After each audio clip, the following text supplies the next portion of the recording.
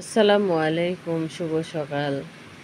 আউযুবিল্লাহি মিনাশ শাইতানির রাজিম, বিসমিল্লাহির রহমানির রহিম। সূরা বাকারা, আয়াত 234।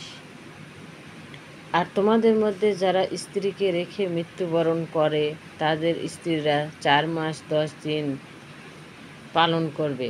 তারপর যখন তাদের পূর্ণ হবে তখন প্রচলিত নিয়ম অনুসারে তারা যা করবে তাতে তোমাদের কোনো পাপ হবে না। তোমাদের কৃতকর্ম সম্বন্ধে আল্লাহ অবহিত। আর যদি সে নারীদেরকে ইঙ্গিতে বিয়ের প্রস্তাব পাঠায় বা অন্তরে গোপন রাখে তাতে তোমাদের কোনো পাপ হবে না। আল্লাহ জানেন যে তোমরা তাদের ব্যাপারে আলোচনা করবে, তোমরা বৈধভাবে তাদের ব্যাপারে আলোচনা করতে পারো, কিন্তু গোপনে কোনো প্রতিশ্রুতি দিও না। ইন্ধন পূর্বে না হওয়া পর্যন্ত বিবাহ বন্ধনে আবদ্ধ হবার সংকল্প করো না। জেনে রাখো যে আল্লাহ তোমাদের অন্তরের সব কিছুই সংখ্যক অবগত। সুতরাং তোমরা আল্লাহকে ভয় করো, জেনে রাখো যে আল্লাহ ক্ষমাশীল ও সহিষ্ণু। যদি তোমরা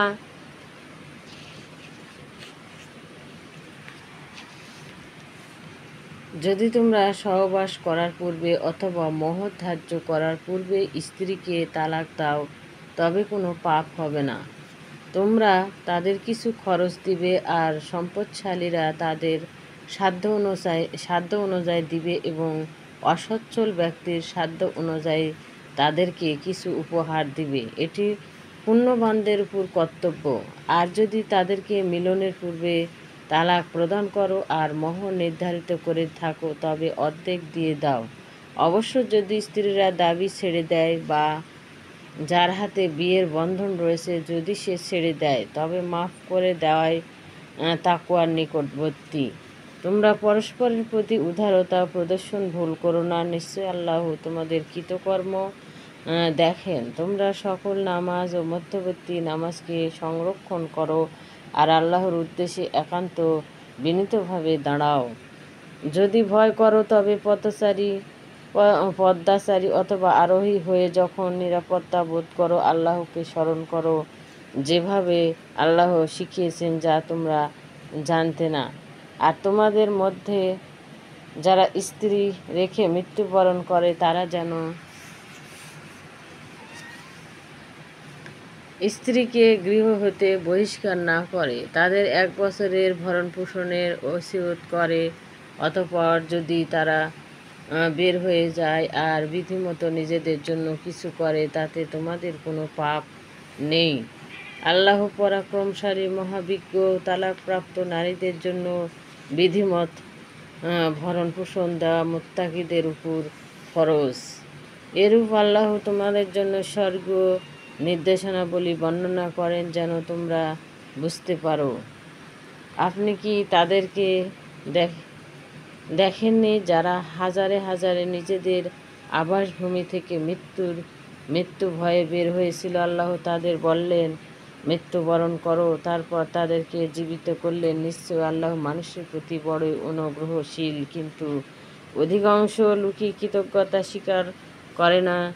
আর আল্লাহর পথে জিহাদ করো এবং জেনে রেখো আল্লাহ মহা শ্রবণকারী, মহাজ্ঞানী। এমনকি আছে যে আল্লাহ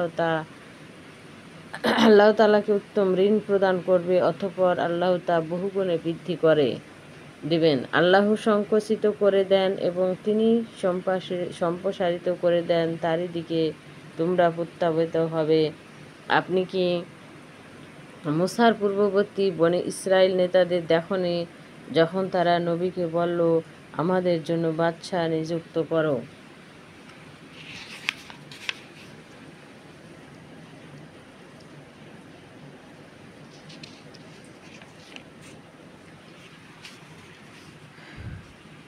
যেন আল্লাহর পথে যুদ্ধ করতে পারি। তখন নবী তাদের বলল, এমন তো হবে না যে তোমাদের প্রতি যুদ্ধের বিধান দিলে তোমরা যুদ্ধ করবে না। বলল, আমাদের কি হয়েছে যে আল্লাহর পথে যুদ্ধ করব না, অথচ আমরা ওই সন্তানেরা ঘরবাড়ি হতে বহিষ্কৃত হয়েছে। অতঃপর যুদ্ধের বিধান দেওয়া হলে কিছু সংখ্যক ছাড়া সকলেই ফিরে গেল। আল্লাহ জালিমদের ব্যাপারে সমক্ষ অবহিত। নবী তাদেরকে বললেন, আল্লাহ তালাকে আল্লাহ তালুককে তোমাদের বাদশাহ নিযুক্ত করলেন। তারা বলল, তোমাদের উপর তার আধিপত্য কিভাবে হতে পারে? অথচ আমরাই তার চেয়ে বাদশাহীর জন্য বেশি উপযুক্ত। তার প্রচুর ধনসম্পদ নেই। নবী বললেন, আল্লাহ তাকেই মনোনীত করেছেন এবং তাকে অনেক জ্ঞান ও দৈহিক শক্তি দিয়েছেন। আল্লাহ যাকে চান তাকে রাজত্ব দান করেন। আল্লাহ প্রাচুর্যময় মহাজ্ঞানী। তাদের নবী আরও বললেন, তার রাজত্বের নির্দেশন হলো, তোমাদের কাছে একটি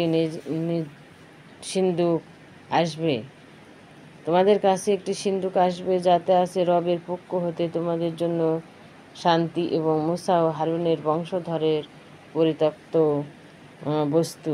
ফেরেশতারা তা বহন করবে। নিশ্চয়ই এতে তোমাদের জন্য নির্দেশন আছে যদি তোমরা মুমিন হও। যখন তালুত সৈন্য নিয়ে বের হলেন তখন তিনি বললেন, আল্লাহ তোমাদেরকে নদী দিয়ে পরীক্ষা করবেন। যে তা হতে পানি পান করবে সে আমার দলভুক্ত নয়, আর যে পান করবে না সে দলভুক্ত। তবে নিজ হাতের এক অঞ্জলি ভরে সামান্য পান করলে তার কোনো দোষ হবে না। অল্প সংখ্যক ছাড়া সকলেই তা হতে পানি পান করল। পরে মুমিনেরা নদী পার হলেও তারা বলল, আজ জালুত ও তার সেনাবাহিনীর বিরুদ্ধে যুদ্ধের শক্তি আমাদের নেই। যারা আল্লাহর সঙ্গে সাক্ষাতে বিশ্বাসী তারা বলল, আল্লাহর নির্দেশে কত ক্ষুদ্র দল কত বড় দল পরাজিত করেছে, আর আল্লাহ ধৈর্যশীলদের সঙ্গে আছেন। আর তারা জালুত ও তার সেনাবাহিনীর সম্মুখীন হয়ে বলল, হে আমাদের রব, আমাদের ধৈর্য দিন, আমাদের পা অটল রাখুক আর কাফেরের বিরুদ্ধে আমাদেরকে সাহায্য করুন। তারপর আল্লাহর হুকুমে তারা তাদের পরাজিত করলেন এবং জালুতকে হত্যা করলেন। আল্লাহ তাকে রাজত্ব ও হিকমত দান করলেন এবং ইচ্ছামতো তাকে শিখালেন। আল্লাহ যদি দমন না করতেন মানুষের এক দলকে নিয়ে অন্য দল, তবে পৃথিবী পৃথিবীর বিপর্যয় হতে যেত। কিন্তু আল্লাহ করুণাময়, বিশ্বাসীর জন্য এটি আল্লাহর আয়াত যা যথাযথভাবে আবৃত্তি করেছি। আপনি অবশ্যই রাসূলদের অন্তর্ভুক্ত।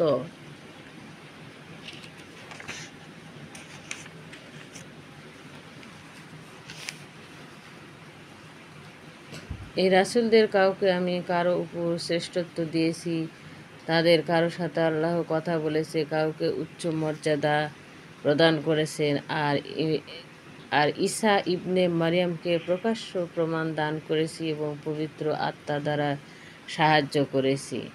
আর আল্লাহ যদি চাইতেন তবে পরে যারা এসেছে তাদের নিকট স্পষ্ট প্রমাণাদি আসার পরেও তারা যুদ্ধ বিগ্রহ করত না, কিন্তু তারা মতভেদ করল, ফলে কেউ ঈমান আনলো, কেউ কাফের হয়ে গেল।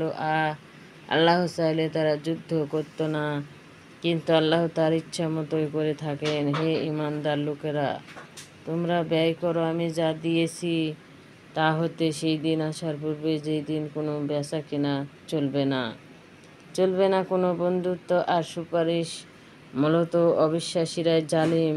আল্লাহ ছাড়া আর কোনো ইলাহি নেই। তিনি চিরজীব, চিরস্থায়ী। তাকে না তন্দ্রা স্পর্শ করে আর না নিদ্রা। আকাশমণ্ডল, পৃথিবীতে যা কিছু আছে সব কিছু তারই।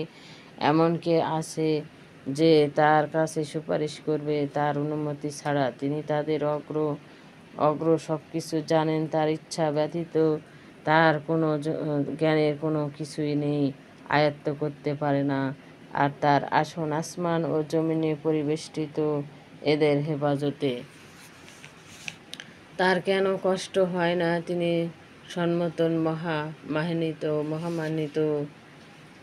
মহামহিম। দিনে ইসলাম গ্রহণে কোনো জবরদস্তি নেই। অবশ্যই সত্য পথে ভ্রান্ত পথ হতে সুস্পষ্ট হয়েছে। যে ব্যক্তি তাণ্ডবে বিশ্বাস না করে আল্লাহর প্রতি ঈমান আনে, সে ব্যক্তি এমন এক শক্ত রাশি ধারণ করে যা কখনো ছিন্ন হয় না। আল্লাহ সর্বশ্রোতা, মহাজ্ঞানী।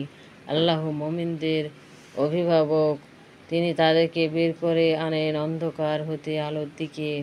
আর তাণ্ডব হলো কাফেরদের অভিভাবক। এরা তাদেরকে আলোক হতে বের করে অন্ধকারের দিকে নিয়ে যায়।